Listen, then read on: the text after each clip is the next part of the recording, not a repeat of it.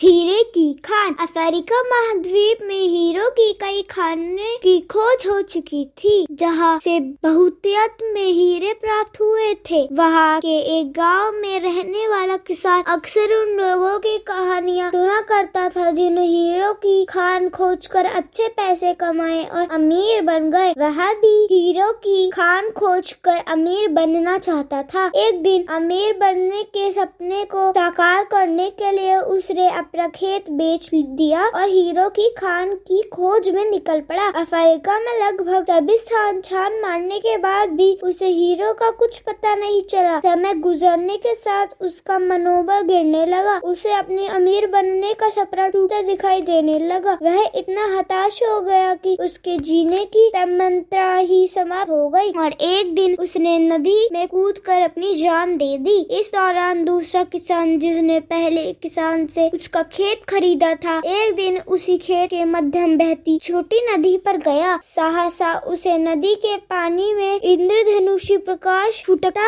दिखाई पड़ा। उसने ध्यान से देखा तो पाया कि नदी के किनारे एक पत्थर पर सूर्य की किरणें पड़ने से वह चमक रहा है। किसान ने झुककर वह पत्थर उठा लिया और घर ले आया। वह एक खूबसूरत पत्थर था। उसने सोचा कि यह सजावट में काम आएगा और उसने उसे घर पर ही सजा लिया। कई दिनों तक वह पत्थर उसके घर पर सजा रहा। एक दिन उसका एक मित्र आया। उसने जब वह पत्थर देखा तो हैरान रह गया। उसने किसान से पूछा, मित्र, तुम्हें इस पत्थर की कीमत जानते हो? किसान ने जवाब दिया, नहीं, मेरे ख्याल से ये हीरा है, शायद अब तक खोज गए हीरे में से सबसे बड़ा हीरा। मित्र बोला। किसान के लिए इस बात पर यकीन करना मुश्किल था। उसने अपने मित्र को बताया कि उसे यह पत्थर अपने खेत की नदी के किनारे मिला है। वह ऐसे और भी पत्थर हो सके हैं। दोनों खेत पहुँचे और वहाँ से कुछ पत्थर नमूने के तौर पर चुन लिए, फिर उन्हें जांच के लिए भेज दिया। जब जांच रिपोर्ट आई तो किसान के मित्र की बात सच निकली। वह पत्थर हीरे ही थे। उस खेत में हीरो का भंडार था। वह उस समय तक खोजी गई सबसे कीमती हीरो की खदान थी। उसका खदान का नाम था कीमो वैली डायमंड माइंस है। दूसरा किसान उस खदान की वजह से मालामाल हो गया। पहला किसान अफ्रीका में दर दर भटका और अंत में जान दे दी, जबकि हीरो की खान उसके अपने खेत में उसके कदमों तले थी। सीख, मित्रों, इस कहानी में हीरे पहले किसान के कदमों तले ही थे, लेकिन वह उन्हें पहचान नहीं पाया और उनकी खोज में भटकता रहा। ठीक वैसे ही हम भी सफलता प्राप्ति के लिए अच्छे अवसरों की तलाश में भटकते रहते हैं। हम उन अवसरों को तो पहचान नहीं पाते,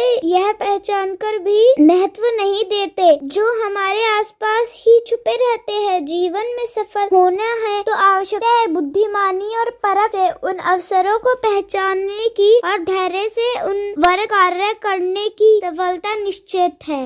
आशा करती हूँ कि आपको ये कहानी पसंद आई होगी। अगर पसंद आए तो चैनल को लाइक करें, शेयर करें एंड सब्सक्राइब करें और अपनी राय कमेंट सेक्शन में जरूर लिखें।